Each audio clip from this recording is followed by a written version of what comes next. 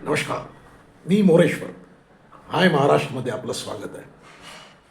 महापालिका निवडणुका आता अवघ्या 12 दिवसावर आल्या आहेत. फक्त 12 दिवस उरले आहेत. 15 जानेवारीला मतदान आहे आणि 16ला निकाल आहे. तर निवडणूक जवळ आल्यामुळे आता निवडणुका जोशात येऊ लागल्या आहेत. आरोप प्रत्यारोप सुरू झाले आहेत आणि जसजशी निवडणूक जवळ येईल तसतसे आरोप प्रत्यारोपांची तीव्रता वाढणार आहे. नेमकं काय सुरू आहे कळायला मतदारांनाही मतदारी गोंधळ आहे. त्यांना नेमकं कळत नाही कोण कोणासोबत आहे, कोण कोणाच्या विरोधात लढत आहे. प्रचंड कन्फ्युजन आहे. तर त्याचा नमुने समोर येत आहेत. आता नमुना म्हणजे तुम्हाला द्यायचा झालं तर उपमुख्यमंत्री आणि राष्ट्रवादीच्या एका गटाचे सर्वेसर्वा अजितदादा पवार यांचं एक वक्तव्य सध्या गाजत आहे. पुणे आणि पिंपरी चिंचवड या दोन ठिकाणी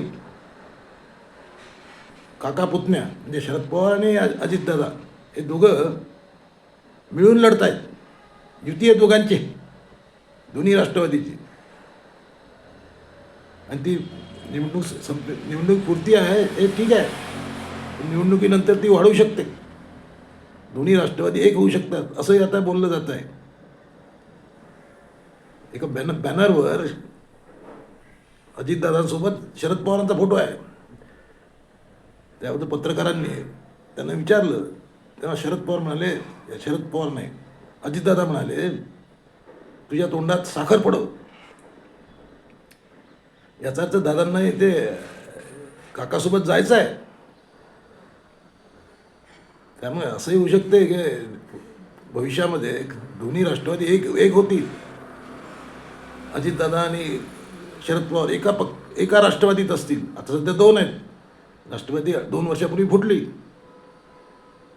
ती पुन्हा एकत्र यायचं सुरू आहे का? म्हणजे ज्या पद्धतीने पुण्यात आणि पिंपरी चिंचवडमध्ये राजकारण सुरू आहे ते पाहिलं तर हा संशय नक्कीच येतो. पण सध्या जी चर्चा आहे ती एका वक्तव्याची. हे वक्तव्य आहे अजितदादांचं. अजितदादांनी भाजपवर जोरदार हल्लाबोल केला आहे. पिंपरी चिंचवडमध्ये पत्रकारांशी बोलताना अजितदादा म्हणाले की भाजपला पैशाची मस्ती आहे, नशा आहे, माज आलाय भाजपला, अशा शब्दात अजितदादांनी हल्लाबोल केला आहे. त्याचं कारण ते म्हणजे त्याच्यात 2 दिवस आधी भाजपने अजितदादावर हल्लाबोल केला आहे. अजितदादांच्या पक्षाने काही गुन्हेगारांना तिकीटं दिली आहेत. त्याच्यावरून अजितदादावर सडकून टीका सुरू आहे भाजपकडून. त्याबद्दलच आता तो विषय निघाला. तेव्हा अजितदादा म्हणाले की भाजपला पैशाची मस्ती आहे, नशा आहे, माज आहे.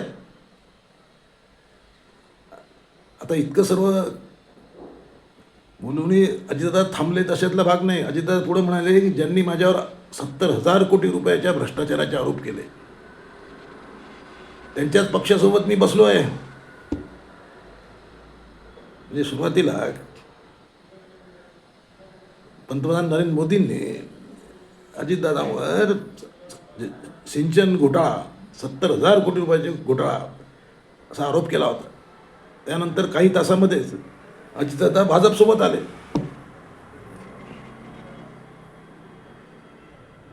आता त्या हिशोबाने हे सर्व आरोप प्रत्यारोप सुरू आहेत. नागरिकांनी काय समजायचं? मुरलीधर मोहोळ केंद्रीय मंत्री, भाजपचे पुण्यातले केंद्रीय मंत्री मुरलीधर मोहोळ यांनी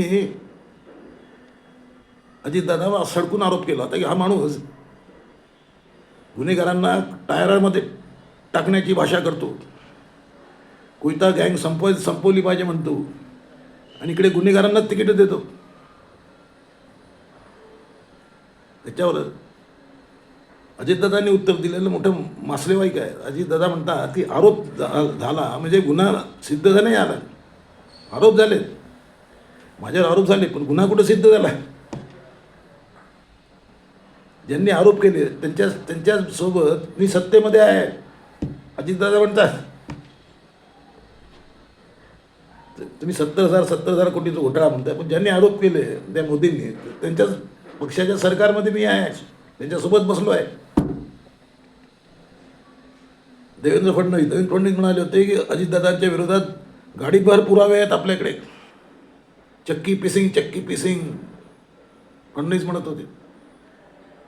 ते चक्की अजितदादांच्या वाट्याला चक्की नाही आली, सत्ता आली. उपमुख्यमंत्री झालं. तर भाजप काय उत्तर देणार? आता पिंपरी चिंचवडमध्ये हे सर्व राजकारण रंगलं आहे. म्हणजे पुण्यापेक्षा पिंपरी चिंचवडमध्ये जास्त हाणामारी आहे. 7 वर्षापासून पिंपरी चिंचवडची महापालिका ही भाजपच्या ताब्यात आहे. आणि या 7 वर्षात भाजपने ती महापालिका म्हणजे आशियातली सर्वात श्रीमंत महापालिका म्हणून एकेकाळी जिचं नाव घेतलं जात होतं ती पिंपरी चिंचवडची महापालिका आज कंगाल आहे. अजितदादांनी तो विषय काढला. ते म्हणाले बाबा सर्व भ्रष्टाचार सुरू आहे. 8,000 कोटी रुपयाच्या ठेवी होत्या, यांनी निम्म्यात अर्ध्या ठेवी काय मोडल्या. आता प्रश्न असा आहे की दादांना सर्व माहीत आहे एवढं भ्रष्टाचार सुरू आहे, एवढे हप्तेबाजी सुरू आहे, हे गुन्हेगारांसोबत जगतायत, वागतायत, बसतायत. मग अजितदादा भाजपसोबत काय आहेत? सत्तेमध्ये का बसले? तर तिथून बाहेर पडा. प्रदेश भाजपचे अध्यक्ष रवींद्र चव्हाण यांचं अजितदादांच्या आरोपावर उत्तर पाहण्यासारखं आहे. रवींद्र चव्हाण म्हणतात अजितदादांनी स्वतःच्या पक्षाकडे पाहावं. गिरेबान में झाके अजितदादा, हिंदीत म्हणाले रवींद्र चव्हाण, गिरेबान में झाके, अपने गिरेबान में झाके अजितदादाने स्वतःच्या पक्षाकडे पाहावं असं रवींद्र चव्हाण म्हणतात. अजितदादा कोणाबद्दल बोलताय याचं भान अजितदादांनी ठेवावं असा सल्लाही त्यांनी दिला आहे. आम्ही बोललो तर तुम्ही अडचणीत याल असा इशाराही रवींद्र चव्हाण यांनी दिला आहे. म्हणजे पहा राजकारण इतकं खालच्या पातळीवर आलेलं आहे की भाजपचा असा काय नाईलाज आहे की त्यांनी अजितदादांना सत्तेत सोबत घेतलं आहे. काय आवश्यकता नव्हती. अजितदादांना नाही घेतलं सोबत तरीच ते सरकार, महाराष्ट्रातलं सरकार चालू शकतं. सरकार डोक्यात नाही येत, चालू शकतं. तरी तुम्ही अजितदादांसोबत घेता. म्हणजे हे नेमकं काय सुरू? तरी आरोप प्रत्यारोप करतात. तो भ्रष्ट आहे, हा म्हणतो तो भ्रष्ट आहे. नेमकं काय सुरू आहे? म्हणजे मतदार गोंधळले आहेत. म्हणजे हे सर्व ठरवून चालू आहे का की विरोधकांनी म्हणजे महायुतीतल्या घटक पक्षांनी आरोप करायचा आणि भाजपने त्यात खोडून काढायचं? हे ठरवून चालू आहे का? तू आरोप कर, तू मारल्यासारखं कर, मी रडल्यासारखं करतो. कणकवलीमध्ये कोकणात जी निवडणूक झाली मागे, नगर परिषदेची निवडणूक, त्यात असंच झालं. राणे बंधू एक आपसात लढले, भिडले,